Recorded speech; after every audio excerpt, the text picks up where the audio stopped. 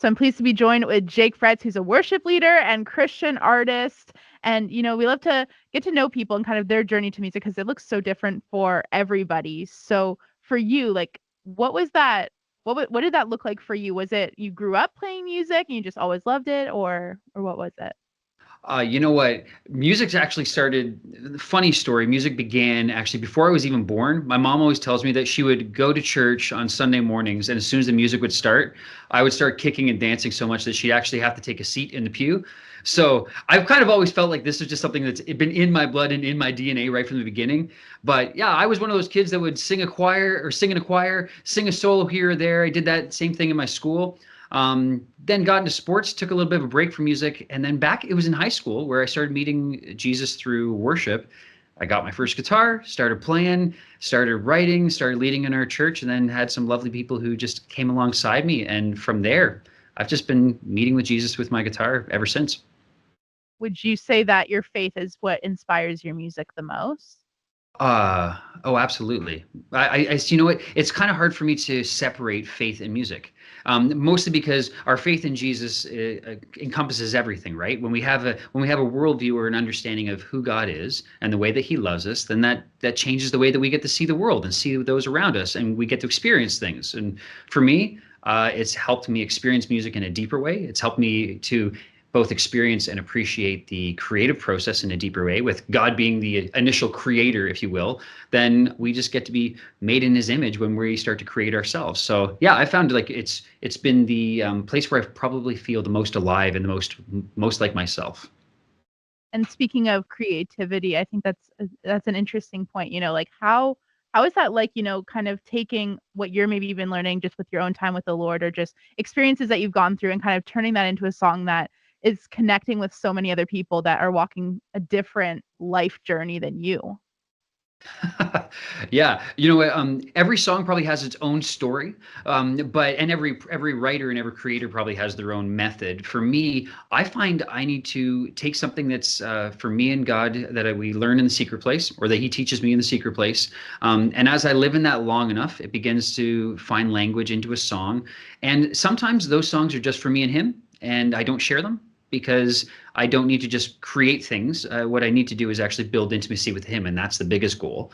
But then some of those songs, I realize that maybe they're more, or maybe they're for more than just myself, and maybe they're for others as well. And in that case, what's been really helpful is being connected with my local church, because as I'm connected with my local church, I get to, if you will, try out new songs with them. They become the guinea pigs. Sometimes it's wonderful, and sometimes it's quite humbling. And in that process, then we learn how that song can speak to others, and if that song is going to have a greater voice than our local congregation, or if it's going to be something that I just keep on singing to Him myself. So yeah, and in this case, a lot of these songs nowadays are starting to be for more than just myself and more than just for our congregation, and then we get to see how far the Lord wants to use them and how far He wants to take them. Absolutely. And what's that like, to have your church community kind of as you said, as the guinea pigs to kind of like test these things out and just kind of see like, okay, how do they handle it? How do they take it? Are they encouraged by it? And then making the decision to, okay, are we going to make it into a single and release it? Yeah, our first of all, our church is incredibly gracious, and I will give them that. And they're a wonderful, wonderful group of people. So often you'll get the excitement when there's a new song coming up, and people will be really encouraging around that.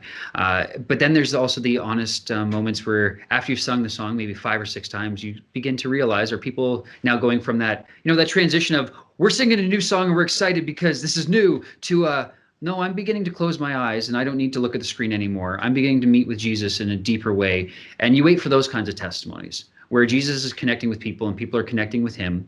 And when that begins to happen, when that spiritual interaction, those holy moments begin to happen, that's when we start to realize, oh, okay, we have something here. And sometimes, it's been quite humbling because I'll throw a song their way and they don't sing it very well and it doesn't pick up, and then you realize, you know what, that song wasn't done yet, and we take it back to the writer room and then we bring it back about 6 months later and try a new version of that, and then it takes. So yeah, I have less of those nowadays, but I've definitely had a few moments where it was a learning process for all of us involved, including myself. And what's that like, when you get to see people that are really experiencing the Lord through your music? I'm sure, like you said, there can be humbling moments, but then there can also be really powerful moments and hearing testimonies and kind of what that turns out to be. Oh, yeah, that's extremely rewarding. But I think it's the same kind of rewarding that anyone would feel when they're getting to use their gifts to God's glory and to further His kingdom. We feel the most alive when we are living in interaction with Jesus, right? When we're co-laboring with Him to build His kingdom. And so when you get to embody something like the arts or music, which is something that embodies our creativity, our emotions, our intellect, our intentions, all these hard work and this skill and the craft that we put together as creators, and then you get to see it have this eternal impact, if you will, in people's lives. Yeah, that's just incredibly humbling, and I'm just filled with gratitude to be able to play the part that I get to play while I get to play it. But it's quite wonderful. And talking about your own music, you have a song called Your Song. And so for when you were like writing that song, what was kind of the goal? What was the message that you hope people kind of take from it? Sure. So there's two parts of that story. One, I got to co-write that song with a good friend of mine, Dave Severns, and he's a worship pastor in Southern Ontario, actually in the home church that I grew up in. And we grew up as kids together, and we grew up leading worship and kind of beginning to write songs together. I won't say how many years ago. So we began to write, and our journeys have kind of like crossed paths throughout our different ministry seasons. And so we got together to write a song. And at first, we wanted to write a song for our own churches. So it wasn't to write a song that we were going to release any further than that. We just wanted our own people to be able to meet with Jesus. And the heart behind that was, as we looked through scripture, specifically, we started thinking of Revelation and we started thinking of Isaiah. There's this, anywhere you see this apocalyptic literature or this idea where Jesus kind of pulls back the curtain and shows us a little more of what's going on behind the scenes in the throne room, if you will. There's always this song, and there's this song where people are singing, holy, holy, holy. They're declaring God's worthiness. They're declaring His majesty. And what always surprises me is that, one, He's so beautiful that they never stop.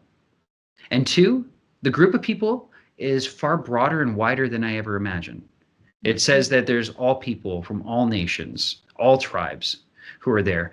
And when we start thinking about our own congregations and our own lives, I want to be captured by God's majesty. And I want that majesty to be so bright that it unifies me with others. So if we could have that part of eternity speak into today, then that's something that I want to live for. And so that was the heart behind the song. That's so cool to hear about. And maybe someone's watching or listening to this and they're like, okay, I want to stay up to date with your music, and when you kind of come out with more songs. So where's the best place for them to do that? Sure. I mean, you can find my music anywhere you listen to music, Spotify, Apple Music, YouTube. You can also go to jakefretz.com, and you'll be able to keep up to date with all my new releases and with the new news of concerts and events that I'll be at. In addition to that, you can also sign up for my mailing list, and then you'll get updates of when we're going to be releasing music, which is actually going to be happening a lot. So I have a new album that is in production right now that's going to be coming out this year, and there's a few more collaborations that are going to be coming out. So you're going to be hearing a lot more music from me this year. Absolutely. So make sure you follow along and get all those updates first. Absolutely. You'd hate to miss out on it. Yeah, absolutely. All right. Well, Jake, thanks so much for joining us today. I'm excited to see where your music goes. Hey, thanks so much for having me. It's been a blast.